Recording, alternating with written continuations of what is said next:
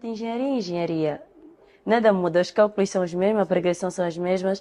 A diferença é que, mesmo em engenharia, tecnologia e ciência, a diferença é que umas são sistemáticas, outras são mais práticas. Já estamos a falar de tecnologia de sistemas, engenharias em termos de tecnologias de sistemas, de softwares, hardwares, mas estamos também a falar de engenharia prática como na especialização de drilling production, né, que é a perfuração de poços de petróleo e gás. Mas, entretanto, quando nós voltamos para Angola, claro, está a falar nós os angolanos, né? Voltamos com garra e sede de ir no mercado de trabalho de formação. Mas existem contrapartidas, porque quando nós voltamos, ou quando eu volto da Rússia, o mercado está agressivo. Sim. Está agressivo, principalmente na área de perfuração de poços de petróleo. Entre pegar uma mulher para ir para uma área de especialização de poços de petróleo e pegar um homem, é mais fácil pegar um homem que não tem os problemas biológicos, não é? Os supostos problemas que Os o mercado de supostos, trabalho exatamente.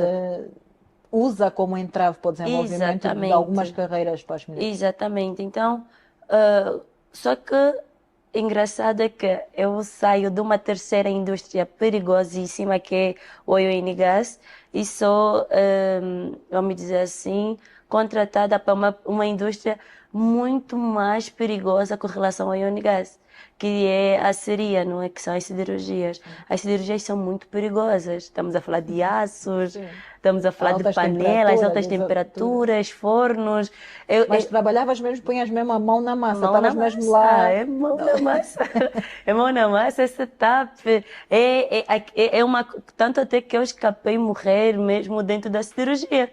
Porque os aços, teve uma paragem lá e no momento em que eu estava a orientar o moço da cabine do leito, que é a fase final, o aço ele prende numa das maquinarias e ele faz então um chicote. Só que uma semana antes, graças a Deus, nós não tínhamos, né, barreiras no andaime. E estamos a falar do andaime de 7, vamos supor que estamos a falar do sétimo andar. E por baixo tinha lá os varões. E quando o aço faz o chicote, ele me prende, não é? Só que o aço sai de 1200 graus do forno e quando chega na câmara do leito, né, na resfriação do mesmo, está numa temperatura já de 700 graus. Só que como ficou um pouquinho mais a resfriar naquele momento, que nós estávamos a chamar os mecânicos, eu subo e vou dando as direções. E me prende nas barras. Olha, aquilo foi. A sorte também foi que já tinhas as barras de proteção, porque uma semana antes não havia essas barras. Não havia, porque senão haveria de cair e adeus choconesa, não estaríamos aqui. Então, exatamente. Então, e quando aquilo deu chicote, veio para o rosto, veio para a cintura e veio para as pernas. Eu fui presa, fiquei presa entre o suporte de proteção e o aço. E eu queimo a mão, mas a cara não queima nunca. Então, aí nota-se que nós conseguimos, por quê? Porque nós estamos mulheres, né, digo, eu saí... Conseguiste ter o sangue frio de aguardar que te fossem socorrer, não entraste em pânico. E nem esperei o socorro, aquilo foi a proteção, porque eu acho que quando nós estamos em perigo não existe sexo, existe só sobrevivência.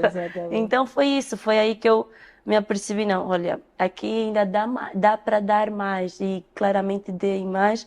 E depois saiu da siderurgia e vem a Covid. E foi meio assim, foi uma coisa muito rápida, aonde saiu de lá. Estavas a adaptar, estavas a conseguir o teu espaço. Exatamente, como supervisora, porque eu quando vou para a siderurgia vou como estagiária. É mão na massa. Primeiro conheci onde os meus colegas descansavam para fugir dos chefes e depois me tornei líder deles. Então eu já sabia onde eles se escondiam, né? Então foi uma coisa de família e agradeço muito a Deus porque foi ali que eu aprendi a ser líder. Né? Então nós quase que trabalhamos mais para comer, mas infelizmente temos que procurar meios de parar com isso. Nós temos que trabalhar para resolver problemas reais da sociedade. Então, quando nós começamos a, por exemplo, a Mais problemas reais, porque nós não podemos pensar que só a fome, digamos, não é, o pouco acesso aos alimentos que existem hoje em dia, é a única preocupação. Existem outras preocupações que precisam de ser tratadas de igual modo e com os olhos de ver, olhar para os problemas efetivamente e tentar encontrar as soluções. Eu diria que a fome é o primeiro problema. Mas é assim, como nós temos muitos problemas, não é? Então, e temos pensadores em várias áreas, é preciso que essas pessoas comecem a pensar em resolver os problemas nas suas áreas. Porque quando formos a resolver um problema de ordem climática, não vai envolver só o geocientista, vai envolver o economista, vai envolver o contabilista que vai ver as contas do passado, vai envolver o economista que vai pensar no futuro, vai envolver